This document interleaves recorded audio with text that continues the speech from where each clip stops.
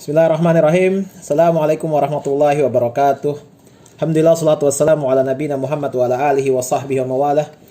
Asyhadu an la ilaha illallah wahdahu la syarika lahu wa asyhadu anna Muhammadan abduhu wa rasuluhu la nabiyya ba'dah.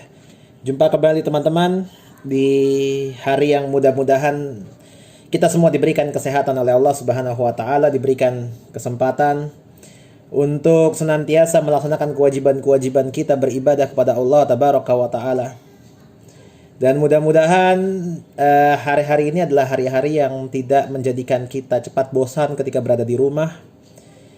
Khususnya bagi teman-teman kelas 12 yang Allah berikan kemudahan untuk mempersiapkan belajarnya lebih kepada pelajaran-pelajaran menyambut kegiatan atau menyambut ujian tulis berbasis komputer. Namanya UTBK. Ya, lucu juga, ujian tulis berbasis komputer. Harusnya ujiannya kan diketik ya atau dipilih.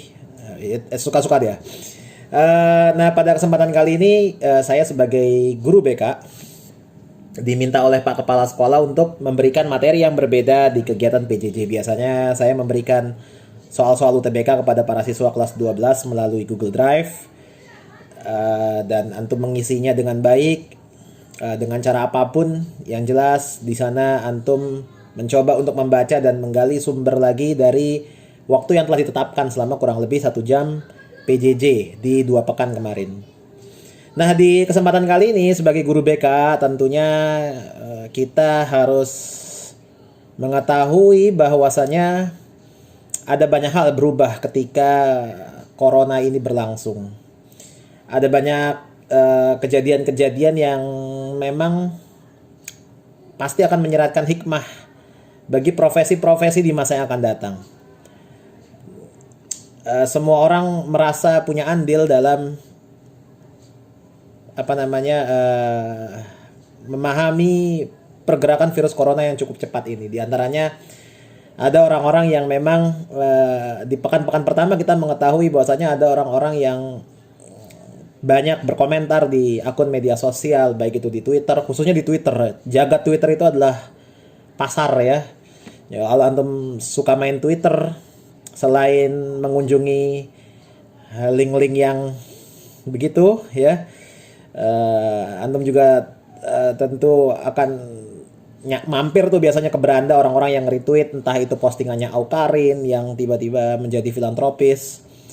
Entah kemarin ada Ria Ricis yang disoroti karena melakukan syuting konten di tempat yang seharusnya tidak terjadi kerumunan di sana.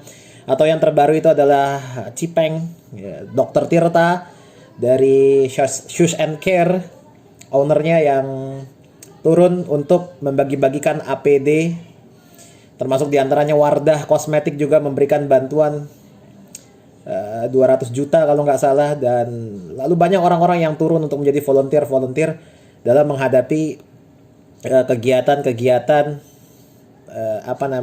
penanggulangan virus pandemi corona ini.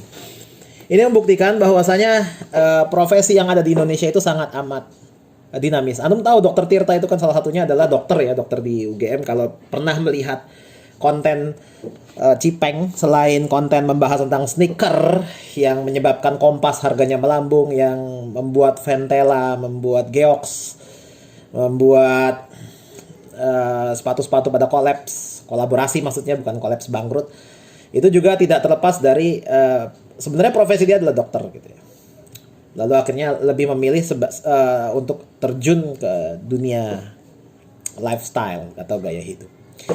Itu artinya adalah setiap orang akan disatukan pada kekompakan yang sama, menjadi orang-orang yang cukup filantropis, yakni mereka-mereka turun tangan untuk membantu masyarakat ketika terjadi musibah-musibah, entah itu wabah pandemi seperti corona ini. Dan memang Indonesia sebenarnya sudah terbiasa untuk menghadapi bencana alam, tapi tidak terbiasa untuk menghadapi bencana wabah penyakit seperti ini. Jadi akhirnya mungkin penanganan akan sangat lambat. Kita setiap hari dijejali dengan berita yang luar biasa penuh, baik itu di Line, di WhatsApp group, di Line Today, Instagram dan yang lain sebagainya, belum lagi channel-channel berita, belum lagi ditambah lagi dengan belajar di rumah, sehingga mau tidak mau kita mengakses pada informasi itu akan sangat terbuka lebar. Tapi kita nggak akan ngomongin itu panjang lebar karena memang itu akan terus berlangsung dan kita nggak akan tahu sampai kapan ini ujungnya. Ada banyak asumsi-asumsi yang memperkirakan bahwasanya ini akan terjadi sampai dengan bulan Ramadan. Walaupun dilansir sendiri oleh Anies Baswedan melalui podcastnya bersama dengan Deddy Corbuzier itu, yang menyatakan bahwasanya virus ini mungkin akan terus melampaui bulan Ramadan. Wallahu a'lam, hanya Allah yang maha mengetahui hal ini semua. Dan buat teman-teman tetap bertahan di rumah sampai dengan wabah ini selesai dan tetap bersabar bersama dengan orang tua kalian. Oke, kita masih belum tahu kapan UTBK akan dimulai. Saya juga tidak tahu sampai hari ini kapan UTBK itu akan dimulai, tapi setidaknya ada beberapa hal yang antum siapkan untuk menghadapi UTBK itu sendiri. Yang pertama adalah dengan banyaknya kesempatan untuk di rumah, antum bisa leluasa untuk belajar tentunya. Bagi anak-anak IPA, belajar fokus untuk pelajaran-pelajaran IPA. Dan bagi anak-anak IPS juga demikian. Bagi anak bahasa yang mau ngambil mungkin yang paling dekat dengan jurusannya adalah jurusan IPS. Tidak ada salahnya kalau antum mempelajari buku-buku soal, khususnya bank-bank soal. Tapi saya tidak merekomendasikan buku-buku bank soal yang dijual di mall-mall atau di katakanlah di Gramedia dengan nama Big Bang itu gangbang. Big Bang atau apa namanya bank soal dan yang lain sebagainya. Yang jumlahnya sampai sekian ribu, sekian juta soal pengayaan dan yang lain sebagainya, itu saya pikir useless lah. Saya juga dulu pernah belajar pakai kayak gitu, tapi saya pikir cara belajar itu buat saya salah dan tidak efektif. Sehingga akhirnya saya lebih merekomendasikan kepada teman-teman untuk membeli buku, ini bukan endorse ya, tapi memang itu bukunya paten banget, ampuh. Antum bisa belajar melalui buku Wangsit. Cari aja di Bukalapak atau di Tokopedia Wangsit UTBK 2019, 2020. Itu memang pro banget yang bikin soalnya. Baik itu dari soal tes potensi akademiknya sampai dengan TKD Soshumnya atau TKD Sainsnya. Itu straight to the point. Itu yang pertama. Jadi belajar dan kalau bisa kuasai beberapa cabang-cabang ilmu yang nampaknya memang antum mudah untuk menguasainya di sana. Apalagi kalau tidak bisa dipelajari secara pribadi, antum bisa cari di YouTube. Ada banyak link-link YouTube selain link-link caster-caster PUBG atau caster-caster Free Fire yang biasa antum lihat. Apalagi caster-caster Warzone yang nggak penting itu. Antum bisa lihat banyak pelajaran-pelajaran, atau mungkin kalau kemarin-kemarin kita tahu, saya nggak tahu masih terbuka atau enggak, itu Ruang Guru Zenius untuk membuka aksesnya. Tapi setidaknya ada pembelajaran-pembelajaran online yang bisa kita simak melalui YouTube ya, untuk melihat lebih jauh lagi tentang bagaimana pemecahan-pemecahan soal tersebut. Itu bagi anak-anak IPA mungkin, atau bagi anak-anak IPS khususnya, mereka bisa melihat melalui penjelasan-penjelasan di artikel-artikel, mungkin di Brainly, walaupun di Brainly itu terlalu praktis dan kadang-kadang banyak jebakan-jebakan terhadap jawaban tersebut. Itu yang pertama, pelajari bank soal ya, dan pilih beberapa soal yang kiranya itu memang baik untuk disortir dan bisa antum pahami apabila soal-soal tersebut keluar lagi di UTBK yang akan datang. Karena ini akhirnya penting untuk menjawab soal-soal UTBK yang kita nggak tahu, seperti modelnya soal-soal yang susah untuk diprediksi ya. Kadang-kadang ternyata dipelajari nggak keluar. Soalnya yang membuat soal-soal UTBK itu adalah para guru-guru besar ya, dari beberapa kampus-kampus yang memang spesialis untuk membuat soal tersebut. Itu yang pertama. Yang nomor 2 adalah tidak ada salahnya antum untuk menyeleksi lagi sampai dengan hari ini terkait dengan pilihan-pilihan. Kemarin kita telah mempertajam melalui talent mapping ya, wawancara atau interview.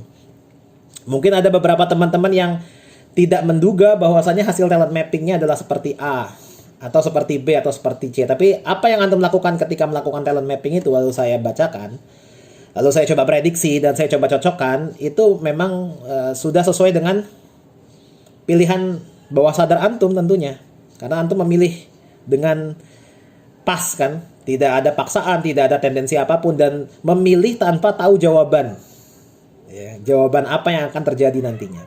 Lalu akhirnya kan terbuka, ada warna merah, ada warna kuning dan yang lain sebagainya. Lalu kita baca, kita pendar kemarin satu persatu. Nah mungkin itu antum bisa perdalam lagi. Jangan-jangan memang itu adalah passion antum. Mungkin ketika ada orang yang tertarik dengan dunia komunikasi, antum bisa cek bagaimana orang-orang komunikasi itu. Dan setiap orang kayaknya punya kompetensi dalam bidang komunikasi ya. Kalau dilihat itu stand up comedian itu memang kayaknya pakar komunikasi semua. Atau mungkin bisa melihat bagaimana orang-orang komunikasi itu di YouTube, seperti misalkan apa ya, orang-orang yang bisa mendirect informasi dengan sebaik-baiknya. Atau mungkin melihat untuk memilih dunia kedokteran, apakah yakin melihat kondisi pandemi corona ini untuk memilih fakultas kedokteran itu masih worth it atau tidak. Karena ternyata dokter adalah garis terdepan bagi perjuangan kesehatan di negara Indonesia. Mungkin banyak orang-orang yang mengatakan dokter itu nggak pernah demo. Kapan dokter demonya? Dokter demonya di depan meja bedah. Ya. Dokter demonya dengan stetoskop. Ya. Dokter demonya dengan jarum suntik.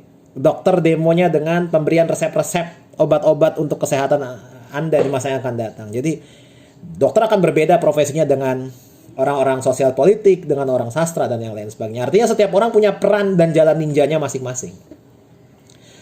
Lalu antum juga bisa melihat atau dari membaca buku-buku atau e-book sesuai dengan kompetensi atau passion yang antum miliki hari ini.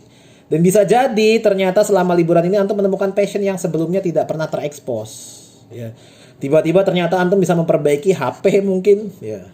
Jangan-jangan punya jiwa untuk menjadi seorang teknisi HP. Ya. Lalu tiba-tiba jadi senang mengotak-atik onderdil motor karena tidak ada kerjaan sama sekali. Motornya nggak pernah dibawa kemana-mana. Akhirnya motornya diturunin mesinnya, dinaikin lagi, diturunin mesinnya, dinaikin lagi. Terus kapan aku dinaikin? Maksudnya kapan motor itu dinaikin? Ya. Lalu selanjutnya bagi orang-orang yang tertarik dengan dunia ekonomi mungkin bisa melihat YouTube para ekonom-ekonom. Contohnya misalkan siapa? Ya bukan Ustadz Erwandi Tarmizi juga, tapi ya mungkin kayak Pak Renal Kasali, bagaimana di percakapannya di Medcom itu memprediksi mengapa Jakarta tidak atau Indonesia tidak melakukan lockdown. Di situ dipendar ya tentang permasalahan ekonomi ketika itu. Atau misalkan ada teman-teman yang tertarik untuk menjadi guru atau profesi guru, jangan-jangan hari ini punya profesi menjadi guru setelah semua orang akhirnya dirumahkan, di sekolahnya diliburkan. Antum mau nggak mau jadi mengajarkan adik antum kan. Dan ternyata adik antum itu lebih mudah mencerna apa yang antum jelaskan. Bisa jadi itu punya potensi bakat menjadi seorang guru. Ya. Karena memang orang tua antum tidak mampu untuk menjelaskan pelajaran tersebut. Jadi akhirnya antum mencoba untuk mengajarkan adik antum dengan sebaik-baiknya. Ternyata bisa, bagus dan sukses. Bisa jadi antum punya potensi untuk menjadi guru. Walaupun tidak dalam skala yang besar. Mungkin awal-awal sebagai guru privat dan yang lain sebagainya. Setidaknya itu punya portofolio lah menjadi seorang pengajar. Atau misalkan bagi orang-orang yang senang menulis, kita nggak tahu tiba-tiba ada orang yang punya passion menulis karena dia menghabiskan waktunya untuk banyak membaca. Entah baca Al-Quran atau baca apapun itu. Tiba-tiba passionnya itu bisa menulis tiba-tiba. Baca cerpen atau baca novel, maka tulis. Buat medianya di blog, di Instagram dengan caption-caption yang menarik, nggak usah panjang-panjang tapi nggak ada yang baca, percuma ya. Apalagi yang baca teman-teman antum sendiri, yang antum tahu sendiri bagaimana kemampuan mereka dalam membaca misalkan ya, atau dituliskan di tempat-tempat yang lain. Kemampuan grafis, kemampuan desain, kemampuan membuat logo, kemampuan cukur rambut mungkin, atau kemampuan mencukur bulu-bulu halus yang lain, misalkan bulu ketek ya, bulu kumis dan yang lain sebagainya. Nggak ada kaitannya, nggak ada sambungannya. Jadi passion itu bisa diasah. Atau misal antum tertarik untuk belajar hacker, ya itu juga punya kemampuan. Atau bagi orang yang punya jiwa-jiwa sebagai seorang dai, sebagai seorang ustadz, bisa merekam suaranya lalu di-upload, mengotak-atik aplikasi-aplikasi video, terus diproduksi sendiri, terus diviralkan. Siapa tahu antum seperti Hawariyun nanti ya, dapat jodohnya cantik misal ya. Atau antum seperti Taki Malik dapat Selma Fina walaupun cerai ya, cuma yang penting ada modal. Atau seperti orang-orang yang lain lah yang saya pikir antum lebih paham terkait dengan diri antum sendiri. Itu yang nomor 2. Yang nomor 3 adalah antum punya kesempatan untuk berkomunikasi dengan orang tua antum lebih banyak hari-hari ini. Makanya luangkanlah waktu untuk ngobrol. Barangkali orang tua antum punya wawasan-wawasan yang tidak diketahui oleh guru antum di sini, atau yang tidak diketahui oleh antum selama ini. Bahkan mungkin sebagai guru BK kayak saya ini tidak tahu. Ada profesi-profesi di kantor atau di tempat kerja orang tua antum yang memang di luar nalar ya, beyond the knowledge. Begitu bukan bahasa Inggrisnya. Ya pokoknya kayak gitu ya. Di luar nalar yang setidaknya ternyata itu bisa menjadi advice, bisa jadi apa namanya, insight ya, insight positif buat antum untuk melihat apakah profesi ini menjanjikan di masa yang akan datang. Tapi yang jelas apa yang antum pilih dalam perkuliahan, seperti yang saya sering kali bilang, adalah sesuatu yang bisa jadi tidak sesuai dengan tempat kerja di mana antum berada. Kadang-kadang seperti itu. Hatta pilihan itu adalah profesi. Tadi kita bahas Dr. Tirta kan. Lalu ada beberapa orang-orang yang memang latar belakangnya adalah pendidikan, tapi lebih punya jalur sebagai pelawak. Contohnya misalkan cagur itu ya, calon guru Wendy, Narji, siapa lagi? Ya pokoknya itu ya, yang cagur itu ya. Itu kan cagur disebut calon guru. Tadinya mereka adalah mahasiswa di UNJ, tapi ternyata bakatnya adalah menjadi seorang komedian. Dan bakat-bakat yang lain yang mungkin tidak berbanding lurus dengan apa yang menjadi pilihan perkuliahan antum. Cuman jangan pernah gentar untuk mengambil perkuliahan yang kalau memang itu adalah kita sukai. Sebaik-baiknya pekerjaan adalah hobi yang dibayar, dan sebaik-baiknya perkuliahan adalah perkuliahan yang memang sudah sesuai dengan passion kita hari ini. Itu yang nomor 3. Jadi komunikasikan dengan orang tua antum, dan berharap atau mintalah orang tua antum untuk tidak memberikan intervensi. Bagaimana caranya? Ya jangan sampailah ketika SD dipilihin, SMP dipilihin, SMA dipilihin, ya masa kuliah dipilihin juga. Bagaimana caranya? Antum membuktikan bahwasanya apa yang antum pilih itu punya janji-janji yang cukup baik di masa yang akan datang. Contohnya misalkan profesi A belum kepikiran hari ini, tapi kemungkinan ini akan dibutuhkan. Nah, itu bisa di browsing di internet atau media sosial. Walaupun mungkin persaingan akan banyak atau akan ketat. Cuman kan kita sudah terlatih untuk bersaing sejak masih menjadi spermatozoid. Jadi jangan khawatir untuk bersaing.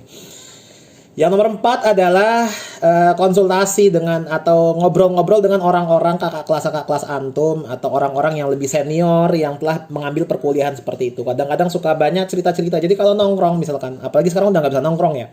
Ya di grup Line atau di grup WhatsApp yang isinya ada orang-orang yang telah berkuliah lebih dulu, bolehlah kiranya ditanya bagaimana kuliah di kampus seperti ini. Kuliah kayak gini ngapain aja. Atau tanya kepada kakak antum kalau antum punya kakak. Dan yang lain sebagainya, tempat-tempat bertanya untuk lebih meyakinkan dan mematangkan. Atau ada nggak temennya yang mengambil jurusan ini terus jadinya kayak gimana. Itu bisa juga jadi modal dasar untuk memilih sebuah perkuliahan. Dan yang paling terakhir, yang nomor 5 adalah antum sebelum memilih adalah latih terus potensi antum, dan kira-kira antum akan mencapai passing grade di kampus ini atau tidak. Kalau memang merasa yakin dan mampu, ambil kampus-kampus yang grade-nya A, silakan. Bisa ngambil UI, ITB, ITS, Unpad, dan yang lain sebagainya. Kalau memang yakin grade-nya adalah grade A. Ya, kalau soal itu rezeki, wallahu alam, nggak ada yang tahu dan nggak ada yang paham. Yang namanya rezeki. Tapi kalau tidak yakin, bisa ambil di kampus yang middle. Dan kombinasinya harus jelas. Ya. Jangan dipadukan antara kampus middle nomor 1, kampus yang up, yang high itu nomor 2. Atau kampus yang high dua-duanya. High, middle, lalu lower, yang paling bawah. Jadi dipilih dengan baik. Kalau milihnya middle, maka yang paling bawah, yang nomor 2 adalah lower, yang di bawahnya. Itu banyaklah grade-grade A, grade-grade B, grade-grade C.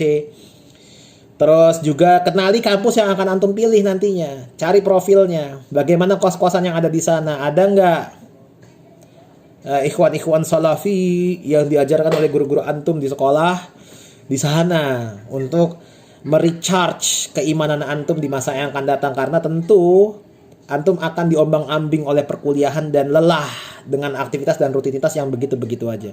Jangan sampai terjerumus pada pergaulan yang salah, apalagi mencoba untuk mencari-cari friends with benefit. Itu sangat tidak dianjurkan, karena ujung-ujungnya adalah zina dan akan memperlambat masa perkuliahan antum ketika berada di kampus. Dan akan semakin lama perjuangan pendidikan yang akan antum jalani karena sudah kecanduan oleh zina. Ini bahaya. Makanya nanti kita bahas di pertemuan selanjutnya tentang bagaimana problematika yang ada di kampus insya Allah. Tapi setidaknya ada 5 tadi yang saya tetapkan. Yang pertama adalah belajar untuk mencari kampus, belajar untuk mempelajari soal-soal di waktu yang cukup panjang ini, long term vacation, long term holiday hari ini, dengan buku-buku yang tepat sasaran, contohnya seperti Wangsit, banyak dijual di Bukalapak. Yang nomor 2 adalah coba gali passionnya lebih dalam, apakah jurusan-jurusan antum yang kemarin diarahkan melalui talent mapping itu benar-benar bisa keluar di saat liburan ini. Karena ada orang-orang yang mungkin bakatnya replace tanpa sadar, mungkin bisa ke arah sana. Yang nomor 3 tadi adalah usahakan untuk konsultasi atau bicarakan dengan orang tua antum. Apakah ada kemungkinan-kemungkinan jurusan-jurusan tersebut memiliki masa depan yang lebih baik. Walaupun sekali lagi ya, tidak benar-benar menjawab masa yang akan datang. Karena sangat amat dinamis bagaimana pertumbuhan manusia di masa depan. Terus yang nomor 4 adalah coba untuk bertanya kepada orang-orang yang lebih dahulu kuliah di kampus tersebut. Atau senior-senior antum yang ada di sana.